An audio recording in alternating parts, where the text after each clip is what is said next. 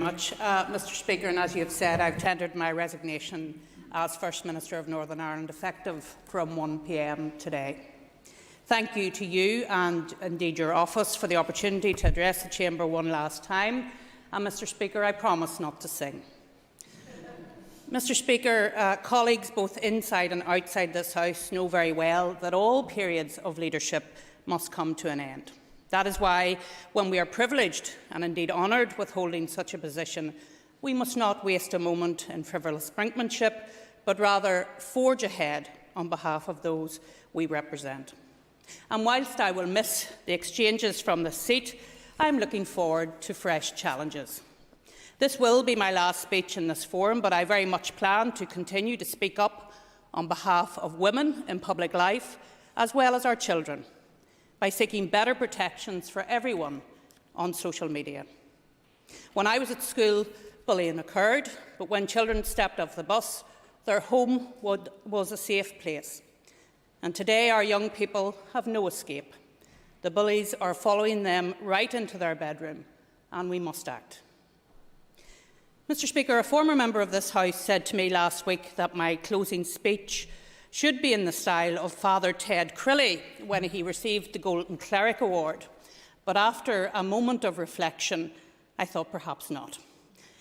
Now, some of the younger faces in here would be puzzled by who Father Ted was, and even more puzzled by the name of the award. But suffice to say, just like all politicians who resign, I will now spend more time with my family. So my lovely mum, my darling husband and my 3 beloved children will see more of me, whether they like it or not. It's just as well, Mr Speaker, I am such a good daughter, wife and mother. Those of us in public life know that we cannot fully function without the support of our loved ones, and I've had that support in abundance. I wish my successors as party leader and First Minister well, and I want to thank politicians from right across the political spectrum for their good wishes. I've been overwhelmed. Even some in the naughty corner found something good to say. If only we'd said all those nice things a few years ago, it would save us a lot of time. Mr Speaker, my reflections today will be broader more than personal, with an eye to the future of the Assembly and Northern Ireland as part of the United Kingdom. My time as Northern Ireland's First Minister may have come to a close abruptly, but I remain someone with a passion for service, for Northern Ireland and for the Union. This particular chapter may be closing, but I intend to write some more in the years ahead, for I have unfinished business to ensure Northern Ireland succeeds in its new century. I believe strongly in the good sense of the people of Northern Ireland to continue to recognise the value of our place within the United Kingdom as a distinctive and integral element of that union of nations. A UK that has seen us through the worst ravages of the COVID-19 pandemic, with unprecedented financial support, our incomparable National Health Service and a national vaccination programme that is the envy of the rest of the world. Now, as you are aware, Mr Speaker, I was first elected to the Northern Ireland Assembly in 2003, and since then I've had the great privilege to be the representative for Fermanagh and South Tyrone, my home constituency, and somewhere I am tremendously proud of, both in terms of its diverse population and its beautiful countryside.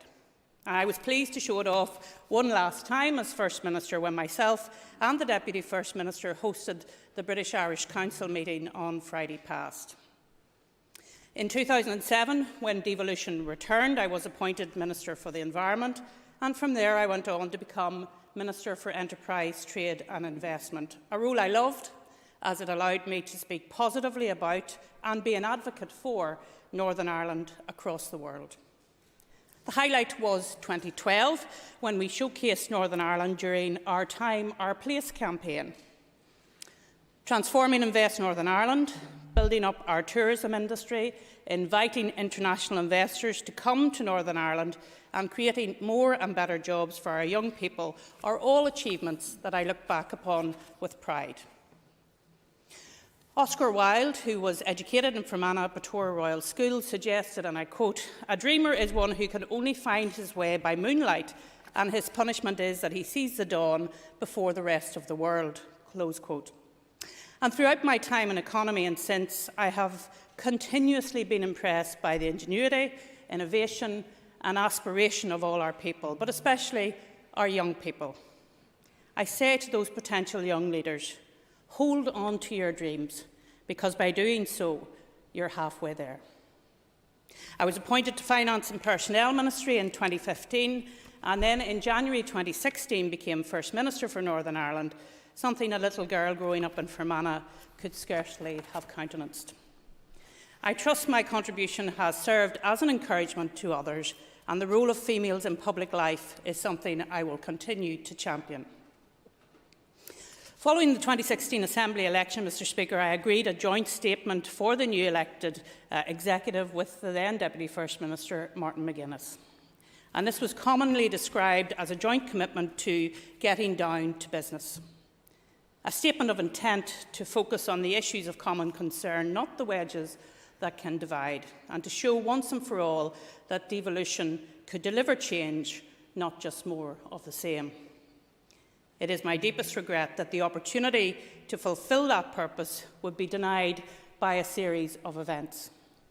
When faced with false allegations of corruption, I defended myself vigorously to clear my name, and no one should have to tolerate such assaults on their character, but misleading interviews and salacious claims that would not survive the glare of an inquiry created a febrile atmosphere that coincided with the declining health of Martin McGuinness. The result? A crisis that led to the unnecessary loss of devolution. Lost years for Northern Ireland, and a period when public services inevitably slumped backwards. Alongside ongoing negotiations to restore devolution, where no sign of a workable agreement was evident, we secured the Democratic Unionist Party's confidence and supply agreement to help fill the political vacuum and public service consequences. Over £1 billion extra in resources was provided in those years in key areas like health, education and jobs, but the solutions it provided and difficulties it mitigated were still outstripped by the problems from having no functioning Assembly or Executive. That confidence and supply agreement will leave a legacy, but also highlights our challenges. £150 million is being rolled out via Project Stratum to bring broadband to rural areas and leave Northern Ireland as the best connected region in Europe. And when completed, the project will be transformational to our economy. We ensured the purse strings were loosened by Treasury to enable £500 million to be used to help shared housing and education schemes. We delivered £50 million over 5 years to help mental health, and I note that money has been critical in recent announcements by the Health Minister. Mental health must be a priority for this House because it touches all of us. And for all those like myself who queue along the West Link each morning, there was £160 million funding to build the York Street interchange, yet, like too many projects, it has been tied up in legal wrangles. Too many infrastructure projects are being swallowed up in the courts, Mr Speaker, and we need to improve the expertise in infrastructure delivery. We need better infrastructure for the next generation, but key projects being delayed by 10+ years is unsustainable. Finally, it was the CNS agreement which delivered a ring-fenced £200 million for transformation projects in our health service, and that money was used just in advance of the pandemic and undoubtedly helped to bolster the health service. Rather than just sending more money, we need to dedicate money to look solely at how the health service can do things better, and that must continue. Mr Speaker, the long and tortuous negotiations over the 2017 to 2020 period ultimately delivered the New Decade, New Approach agreement.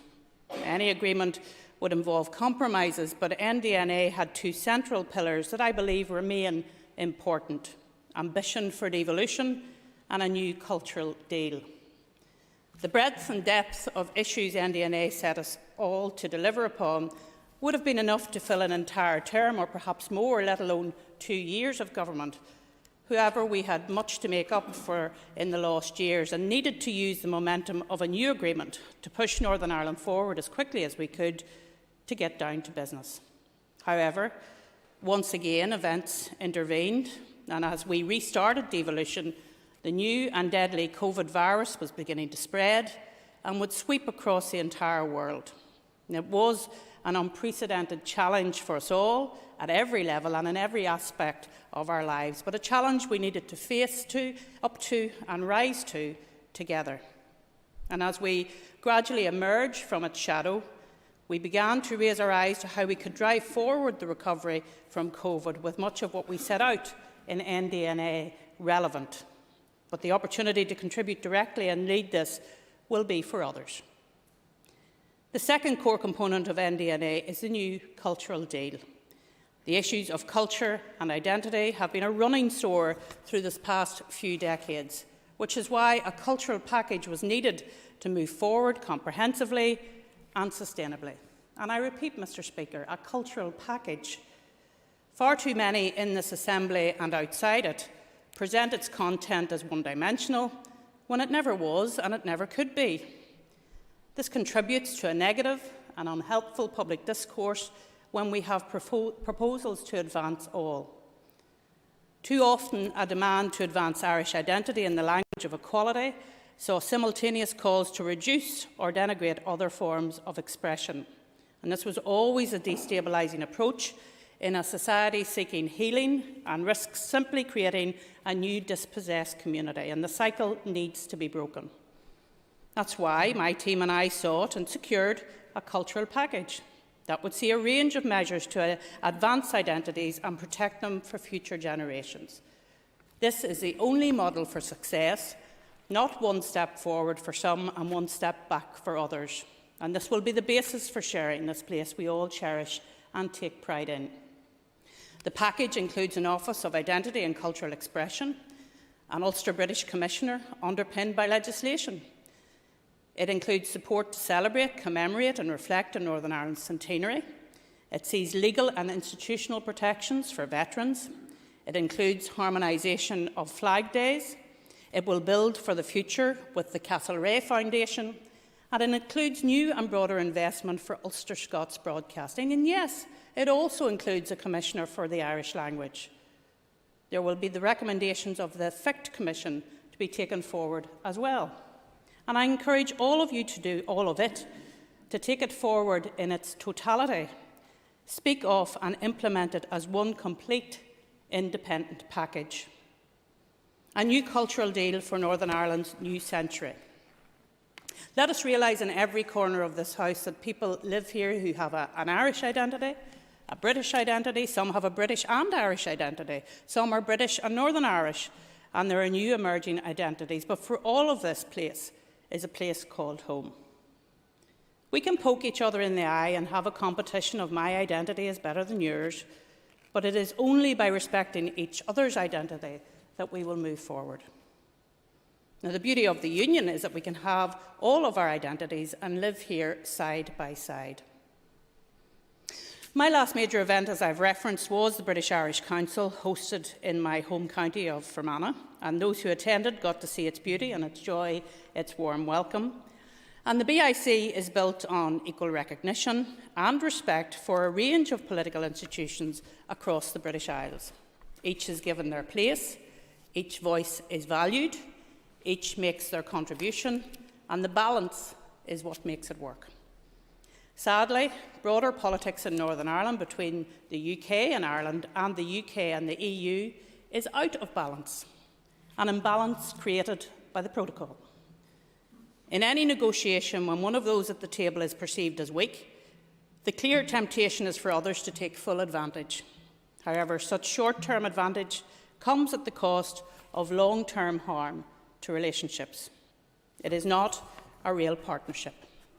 And an imbalance and an instability is built in that will fester and deteriorate.